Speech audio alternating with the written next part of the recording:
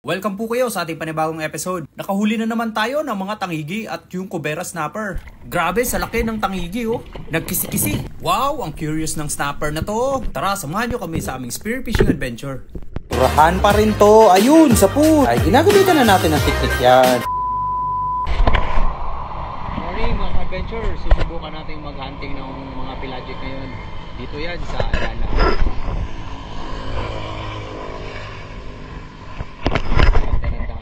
Let's go!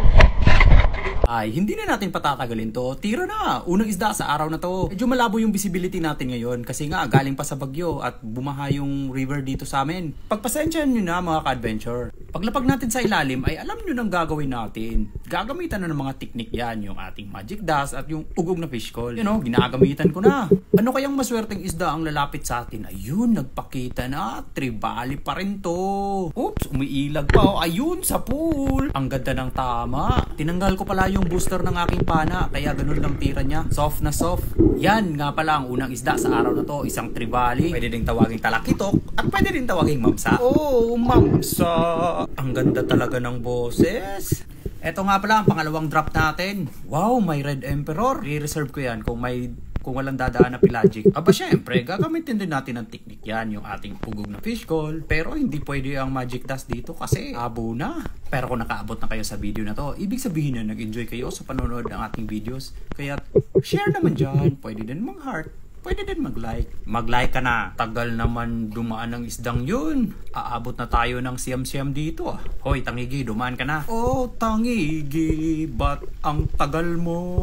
Aahon na sana ako sa taas pero dumaan siya oh. Medyo katamtaman lang ng sukat ng tangiging yan. Kaya gagamitan na natin ng close open na technique. Close open. Boom! Sa pool. Grabe, ang ganda talaga ng tira ng pana ako no. Wala na siyang recoil. Sa hindi pa nakakaalam, ay ambush type pala yun. Dalawang klase nga pala ang technique sa ilalim, yung ambush type at saka yung dive bomb. Pag sinabing ambush type, i-ambush mo lang yung isda. Maghahantay ka lang sa ilalim. Pero pag sinabing dive bomb, ay bombahan mo yung isda. Pero gagamitan mo ng pana. At eto na ang inaabangan yung isda, isang Cobera snapper. Wow, ang curious ng snapper na to. At ang laki, ayun, sa pool. Grabe no ang lakas ng isdang to. Kadalasang technique na ginagamit ko talaga ay ambush type kasi yun ang pinakamagandang technique.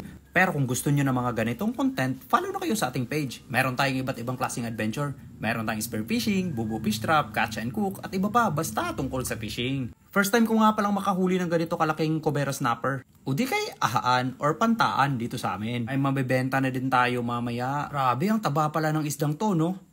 Ito nga pala ang pinakamasarap pagdating sa tinolang isda. At ang pang-apat na isda sa araw na to. Oh, tangigi, ba't ang curious mo? Ganda talaga ng boses ko. Oops, parang ayaw niya mapatira. Eh, dito tayo sa mas malaki. Ayun, sa pool. Dito lilik ang tangigi. Medyo malakas din ang isdang to. Pero, madali lang siyang manghina. Mukhang kwartang linaw na to mamaya. Pasensya na talaga kayo kung medyo malabo yung visibility natin. Uy, gusto pa atang tumakas oh. Hindi ka makakawala sa akin. Ang English name nga pala nito ay King Mackerel. Bibitinin ko muna kayo. Abangan nyo sa next episode natin. Salamat nga pala sa walang sawa niyong panonood at patangkilig ng ating mga videos.